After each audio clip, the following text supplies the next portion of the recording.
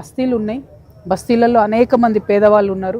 మరి పేదవాళ్ళను కనీసం పట్టించుకున్నటువంటి పరిస్థితి గత 2 సంవత్సరాలుగా మనం చూస్తూ ఉన్నాం. ప్రత్యేకించి రోడ్ల కోసం, అదేవిధంగా ఏదైతే పెన్షన్లు ఇస్తామన్నారో, అదేవిధంగా ఏదైతే ఇండ్లు ఇస్తామన్నారో, ఏదైతే వాగ్దానాలు 6 గ్యారెంటీలు అని చేసిండ్రో, అది కరెంటు కావచ్చు, గ్యాస్ కావచ్చు, మహిళలకు ఇస్తామన్న 2500 కావచ్చు, యువకులకు ఇస్తామన్న నిరుద్యోగ భృతి కావచ్చు, వీటి మీద కూడా కనీసం మాట్లాడనటువంటి పరిస్థితి ఉంది. సరే, అవి మీరు చేయలేరు, మిమ్మల్ని ఎవరు నమ్ముతలేడు, ఒక్కొక్క రూపాయి అప్పిస్తలేరు అని చెప్తున్నారు కాబట్టి అది వేరే విషయం. కానీ మరి ఇక్కడ రోడ్లు ఎందుకు బాగలేవు?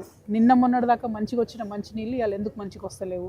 కనీసం మంచినీళ్ళు ఎందుకు ఇవ్వలేకపోతా ఉన్నాం? మున్సిపల్ అధికారులు ఇక్కడ స్థానికులు పోయి కంప్లైంట్ చేస్తే ఎందుకు మాట్లాడతలేరు? రేషన్ కార్డులు ఇవ్వలేదు కేసీఆర్ గారు అని చెప్పి మీరు అధికారంలోకి వచ్చిరు, మరి మీరెందుకు ఇస్తలేరు రేషన్ కార్డులు? మీరెందుకు ఓపెన్ చేస్తలేరు పోర్టళ్ళు? సో మభ్య పెట్టడం ప్రజలను మానేసి ప్రజలకు దయచేసి పనిచేసి పెట్టాలని నేను కోరుతా ఉన్నా. షేర్లింగంపల్లి నియోజకవర్గం అంటే పేరు పెద్ద, పైన పటారం లోన లొటారం అన్నట్టుంది. ఒక పక్క అంతా వెలుగులు జిలుగులు ఉన్నాయి, ఇంకొక పక్క మాత్రం చాలా దారుణమైన కండిషన్స్ ఉన్నాయి. ఇప్పుడు మేము చూసి వచ్చినటువంటి శ్మశాన వాటిక నుండి పాములు పోయి స్థానికుల ఇళ్లలోకి పోతున్నాయి. మరి ఎట్లా ఉండాలి ప్రజలు అన్నది కూడా కొంచెం మానవతా దృక్కోణంతో ఆలోచించి మున్సిపల్ అధికారులు తక్షణమే రావాలి.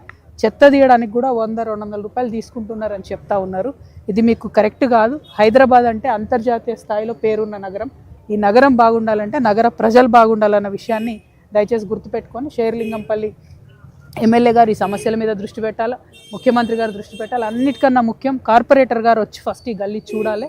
చూసినట్టయితే సమస్య పరిష్కారానికి ముందుంటుంది. తెలంగాణ జాగృతి తరఫున మేము ఈ బస్తీ వాసులతో నిలబడతాం.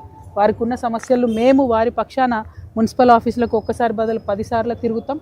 కానీ ఈ సమస్యలు పరిష్కరించేటటువంటి ప్రయత్నం మేమందరం కూడా చేస్తాం. Thank you. జై తెలంగాణ.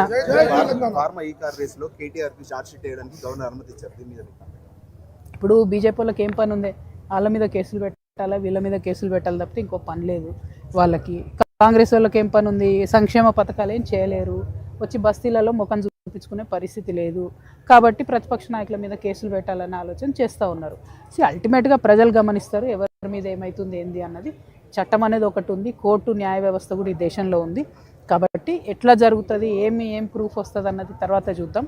కానీ ఈ దేశంలో మాత్రం కక్షపూరితమైన రాజకీయాలు జరుగుతున్నాయనడానికి ఈ రాష్ట్రంలోనే అనేక ఉదాహరణలు ఉన్నాయి.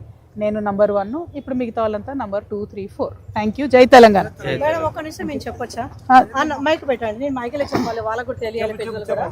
నేను మా